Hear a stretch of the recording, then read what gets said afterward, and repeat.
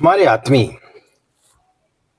जब हम गायत्री मंत्र का जाप करते हैं तो हमें उसके अर्थ को और उसके भावार्थ को समझना बहुत अत्यंत आवश्यक है। जब तक हम जिस मंत्र की साधना करते हैं, उपासना करते हैं, उसका जाप करते हैं, उसके बारे में जब तक हमें पूर्ण ज्ञान ना हो, उसका अर्थ मालूम ना हो, उसका भावार्थ ना मालूम हो, तो वो मंत्र हमें उतना ज़्यादा फलदायी नहीं होता है।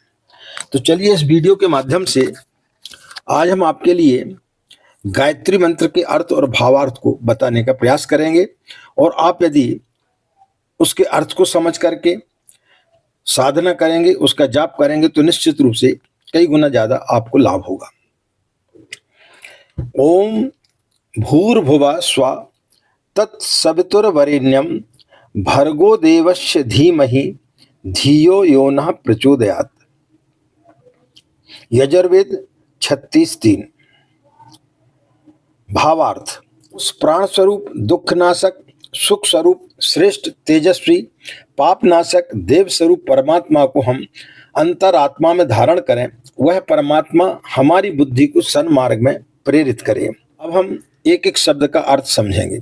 प्रणव, ओम, इसका संदेश है परमात्मा सभी प्राणियों में समाया हुआ है, इसलिए निष्काम भाव से सभी के प्रति समर्पित होकर के कर्म करो।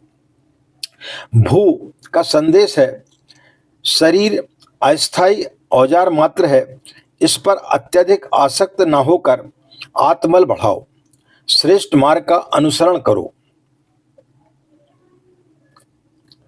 भुवः का संदेश है कुसंस्कारों से जूझते रहने वाला मनुष्य देवत्व को प्राप्त करता है।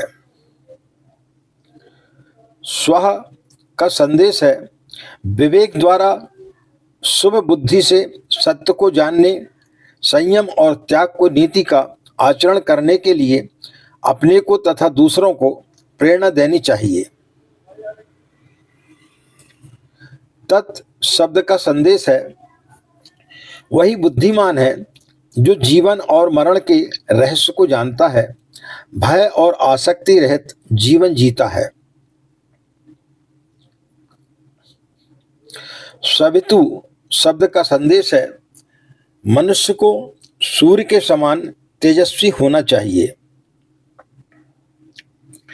वरेण्यम शब्द का संदेश है प्रत्येक को श्रेष्ठ देखना, श्रेष्ठ चिंतन करना, श्रेष्ठ विचारना, श्रेष्ठ कार्य करना चाहिए। भर्गः शब्द का संदेश है मनुष्य को निष्पाप बनना चाहिए, पापों से सदैव सावधान रहना चाहिए। देवस्य शब्द का संदेश है देवताओं के समान शुद्ध दृष्टि रखने से, परमार्थ कर्म में निरत रहने से मनुष्य के भीतर और बाहर देवलोक की सृष्टि होती है। धीमहि शब्द का संदेश है हम सब लोग हृदय में सब प्रकार की पवित्र शक्तियों को धारण करें, इसके बिना मनुष्य सुख शांति को प्राप्त नहीं होता। धियो शब्द बतलाता है आपको कि बुद्धिमान को चाहिए कि वह उचित अनुचित का निर्णय तर्क, विवेक और न्याय के आधार पर वर्तमान परिस्थितियों को ध्यान में रखते हुए करे।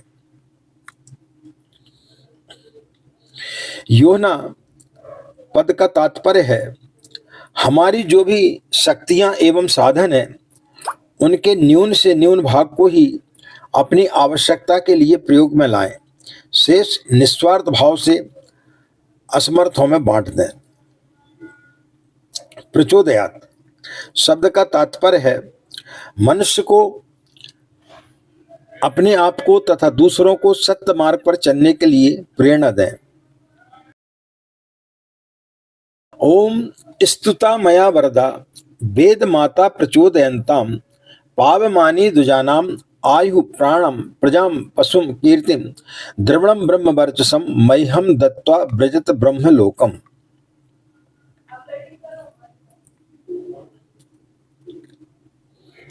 अथर्ववेद 19:71-1।